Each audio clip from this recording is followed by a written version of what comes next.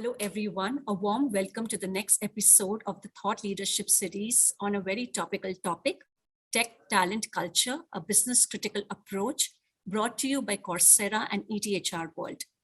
As you're aware, this is a part of a crisp series where we invite titans from across sectors to share their vision, game plan, and insights on building work and worker of the future through continuous learning.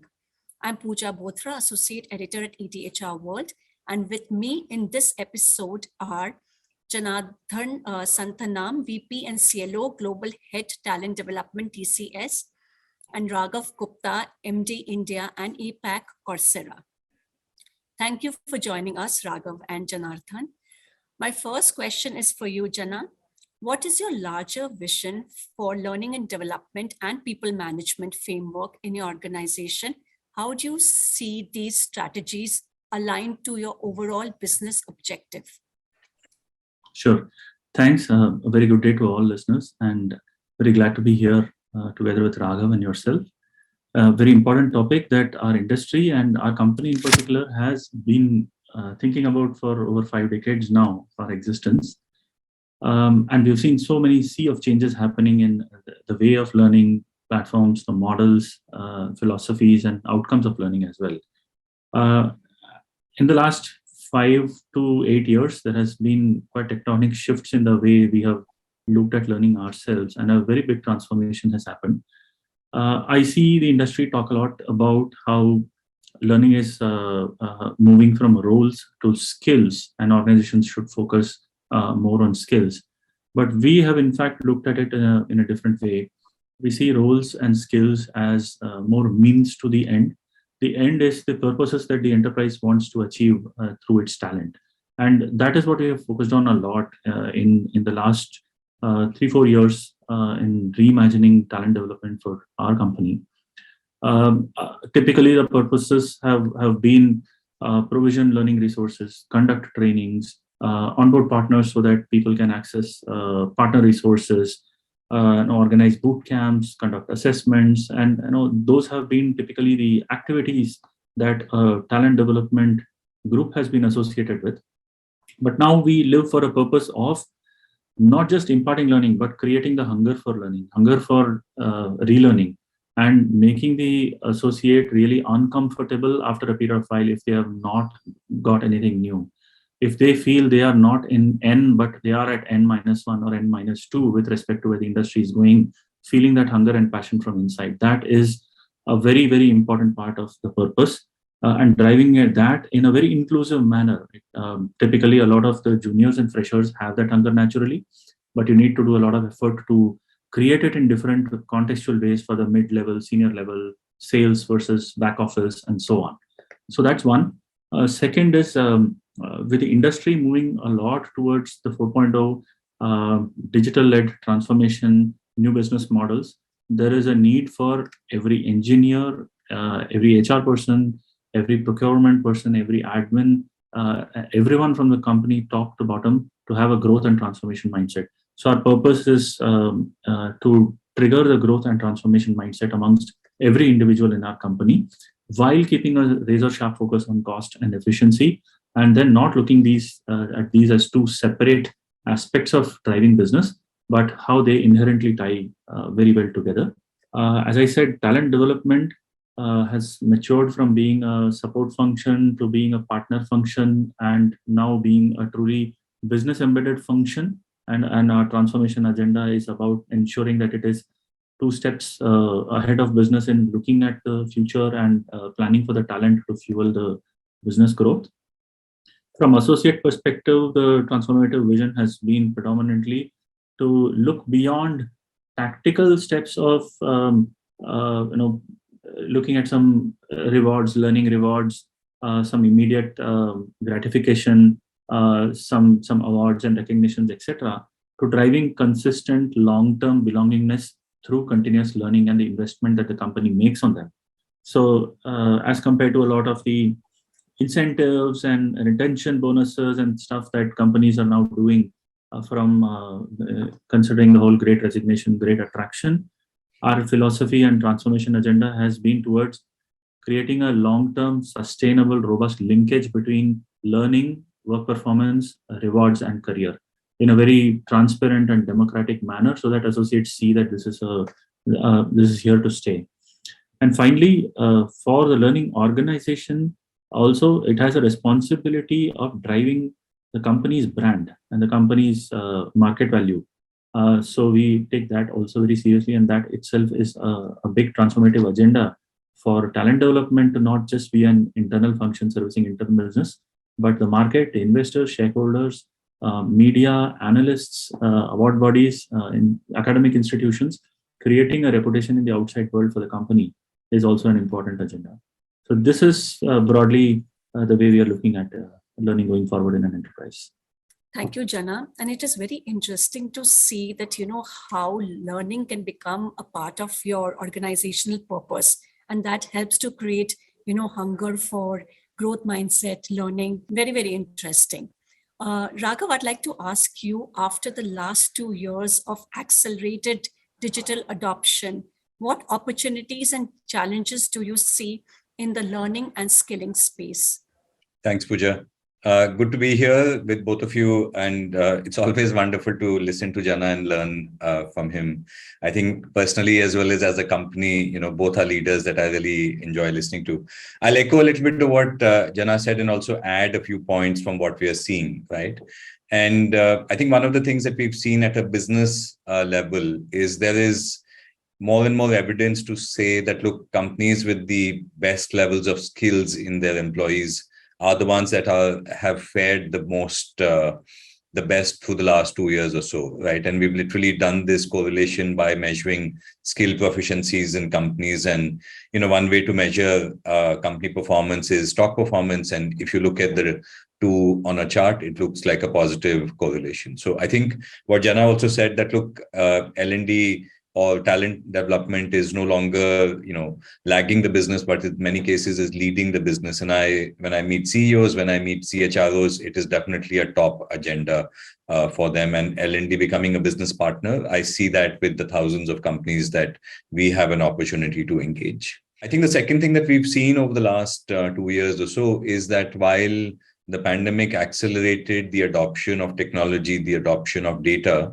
we've also seen the importance of human skills actually become more important as opposed to lesser important per se, right?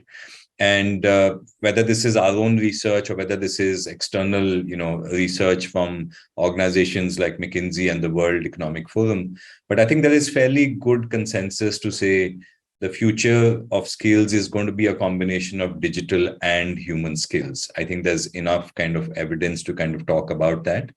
And in a sense, the pandemic forced upon us the need for these acceleration on human skills, right? Whether you're leading yourself as an individual, so resilience is an important skill, or whether you're working in a hybrid team and how do you work in a hybrid team is an important skill. So some of those, I think, have become quite important. The third thing I will say is that while Jana shared that, look, it's not just about skills first learning, it's about achieving the objectives of the enterprise. I do think at a broader level, many companies are still getting to a level where they're still coming to the understanding that learning needs to be skills first learning, because they might be at a lower maturity than, a leader like TCS. So we're still seeing many organizations say, look, learning used to be a benefit. We would give a lot of learning to our associates, to our employees. Then learning became something which was guided. You want to become a data scientist, you want to become a machine learning engineer. Here's some guidance for you. But we are increasingly seeing many companies now graduate into a level where they're saying, let's focus on skills first learning. So if you are a business leader, what are those skills that you need to have? Or if you are a data analyst at an entry level, then what are those skills that you need to have? And like I said right before this, those skills are a combination of digital and human skills. That's what I would say we are seeing at a broader level per se, Pooja. And let me hand back to you. Raghav, yes. And this is the gist we are also getting from the industry, that while domain and functional skills are there, but human skills needs to be continuously learned, with this new accelerated tech adoption. Jana, I'd like to ask you is that the IT industry is actually getting impacted with very low supply of talent, and TCS is one of the front runners in the IT sector. So, with war for talent a reality today, how do you plan to build a brand to attract, retain the right talent for the right job at TCS? So one thing that has always been there about TCS, when we position ourselves to external talent, is TCS is a destination for careers, not just a placeholder for jobs. And we take that very seriously, whether it is campus freshers that we engage with, or it is laterals that we try to attract. We make unbounded investment on every individual, irrespective of whether they are even part of TCS or not. So, for instance, take freshers who are aspirants for jobs in TCS. Not only are we making it completely democratic for people to be able to put up their hand and then come through our selection process, but we actually, as part of the selection process, when we find that someone has just missed it, we create a pool of those people, and then we bring them into a cohort to say that, hey, let me train you now to make it through the selection process because you came so close. And I'd hate to see you not get an opportunity in a company like ours. That starts building that belongingness with them, that, hey, a company that I didn't even make it is now starting to make an investment on me. And let me learn together with that company and then come back in a second attempt or maybe even a third attempt and make it through. When it comes to even people internal to TCS, I hear a lot about many companies hiring it's in so many large numbers and at such high cost, and their internal associates feeling the heat of so much of external talent coming in at very different pay scales and so on. So we made it a conscious decision that, hey, we will provide all our internal associates the choice of putting up their hand saying, I'm also equally talented. I have these additional skills. I'm great at my work performance. I'm also demonstrating good learning performance. And so we have a program called Elevate, which allows them to create their own unique brand within TCS by demonstrating their excellence and earning that higher level of identity, a distinguished and accelerated career, a reward even in their compensation. Third thing about TCS is you're here because we value not just the knowledge you have today, but when we take you and put you in a different context with a different customer, a totally different kind of job 3 years from now, we know that you will be able to do a great job, learn from it, and move forward in your career. Not here to do the same job for 6, 8, 10, 12 years. And so the mobility of people that we enable across jobs, across functions, upward in the organization, the opportunity that it gives people to learn in such an accelerated and enriched manner by working in so many different roles. In my own career, I have done every 2 to 3 years a totally different role that I have never been comfortable about, known about, but just got in knowing that TCS is there to support me from all sides. So these are some very fundamental things which have been part of the company philosophy, which are holding us quite well today to attract the right talent. Retention obviously is directly a function of how the market moves, but we have in general done better at retention than the overall industry as well, and continue to attract a large fresher workforce as well year on year. Very interesting, Janardhan. And very rightly you've said that career mobility is a great approach towards mitigating war for talent. Raghav, I'd like to ask you, as war for talent, so is hybrid working a reality today? And as hybrid working evolves, how is learning framework evolving to ensure learning in the flow of work versus deep skilling programs for your partners? Yeah, that's a great question. And, again, because we work with so many working professionals and because we work with so many companies, I think there's data which kind of points us to a little bit of insight, right? And I don't want to make a generic statement, but here's a little bit of what we've seen. We've seen that, look, firstly, almost every working professional is trying to balance between being busy with the work that they have, but also wanting to learn, but finding that time can sometimes be challenging for people, right? So whether you're an HR leader and you're trying to get your folks to spend time on learning, or whether you're an individual and you have priorities between working and also finding that time to learn, there is that balance one needs to find. That being said, we've broadly seen, and I'm generalizing a little bit here, that many companies, have people who maybe between 20, 30, 35% have the requirement to do what I would call deep skilling. So they will come in and, they will say, look, I'm willing to spend 50 hours, 40 hours a year learning. So, and as an example, I could be somebody who joined a bank in Mumbai as a business analyst, and the bank may say, look, the business is shifting towards a lot of data, and we'd like you to become a data analyst. And I put my hand up and I say, look, I will invest the time so that I can then shift my career to becoming a data analyst, right? So this is what one would call a career switcher within a company, and has the willingness to spend that kind of time and effort. And like I said, a very thumb rule ballpark, 30% of people have this kind of motivation. Usually it's driven by their careers. A lot of other people are what one would call, folks who are happy with micro skilling, who are happy with learning in the flow of work, who would want bite-sized learning. And a good example of that is the same data analyst who's building a business model on Excel and has forgotten how to do pivot tables, right? So he or she may then quickly want to go and see a 20-minute video to remind themselves on how to do a pivot table, and then come back into building that business model. And so that is where the role of short form learning kind of comes in. As Coursera, we used to focus on the former till recently, right? So we would say, look, let's get the world's top universities and top companies to create content where you can focus on deep skilling. And we were serving roughly about 30% of the audience of most companies. And in a technology company like TCS, this number could be higher. In a consumer company, this number could be lower, and so on. And what we've done very recently is we've said, look, there's also this audience of people who want short-form learning with the intent of learning in the flow of work. My, favorite example of the pivot table while building an Excel model. And we've recently launched short-form learning as well, which we're calling Clips. And the early signs are excellent from having seen that, Pooja. So yeah, that's broad thumb rule, generalizing, but yeah, that's broad thumb rule.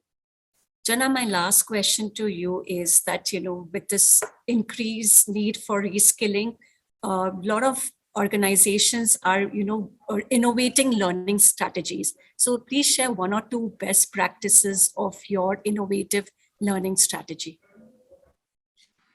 So a while back, and I'm talking somewhere in the range of 2016, 2018 types, when digital skilling was very high agenda in the industry, and we were also driving it very hard in our company, we felt that digital skills are not just that you learn one skill and you are done, but like Raghav's typical example of your data scientist needs to have math skills, stat skills, algorithms, data visualization, data engineering skills, of course. So, and then they need to be good at least one of them, really, really solid and deep. That automatically gives rise to the T-shape, which industry has been talking about. We said we'll take that further and try to quantify it and create something called a T factor, and which will, like a mirror, tell an individual how close am I or how far am I from the ideal T-shaped profile when it comes to digital skills. That created a very, very good momentum across the company for people to build, and then all learning systems started aligning to how they have to recommend the right adjacent skills for individuals to start building a good T-shaped profile and then become very good digital engineers. And we are taking that concept further into many other spaces of learning today. That is one, and it applies as much to an HR professional, a marketing professional, or a sales professional in the company for their set of skills as well. The second is experiential learning at scale, particularly in a virtual model where you are not necessarily able to have faculty and participants in front of each other, but being able to substitute for a lot of that using AI, using simulations, using games, using many other methods like advanced tools for power articulation, and blending them all very seamlessly into a whole learning experience, which in the past used to be just 2-3 different elements like some pre-read, some videos, some faculty-led session, and an assessment, right? that model completely has been broken apart and replaced with a series of a variety of different experiential components that come together to really seep the learning in, including spot hands-on and on-demand hands-on environments that pop up as and when needed for the learner, coaches that are available on demand and who come in, internal and external academic partnerships, and so on. So that has been a very big area of transformation, innovation for us, using some good tech like AI recommendations, even some blockchain-based matching engines, some graph taxonomies, and so on. Thank you, Jana. Before we close, Raghav, any closing remark you would like to make? No, I think just one additional point, and I think we've covered that, and Jana has spoken about it as well, right? And I think Jana spoke about how talent development programs need to cater to the needs of the organization. And it just reminded me of one thing. I was talking to the chief digital officer of a very large company last week. And I asked him, look, to you, what should be the delivery, the outcome of an L&D program, right? And he said, look, don't bring me learning hours, don't bring me course completions, but bring me what are the business outcomes the program has delivered, right? Did we get more efficiency? Did we drive more revenues? Did we retain more people? So I would echo what Jana said, but also just emphasize that a little bit. Thank you. So thank you, Jana, and thank you, Raghav, for sharing your thoughts and vision around this subject. I'm sure this community will benefit from these insights. And with that, it's a wrap on this episode. Thank you for joining us. Thank you, Pooja.